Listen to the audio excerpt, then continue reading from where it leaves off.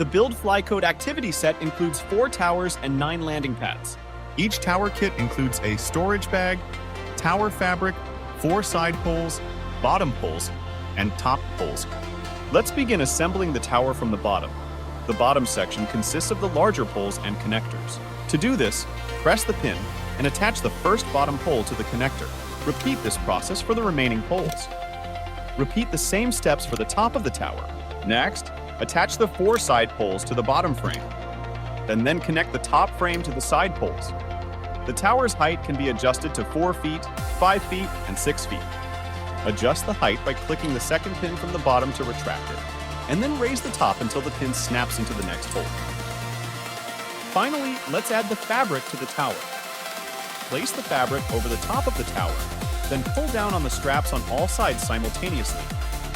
Attach the straps to the hooks and pull downward to ensure proper tension. With the towers assembled, it's time to add the landing pads. Each pad features a number on one side and a distinct color on the other. This set allows you to create various layouts for numerous activities.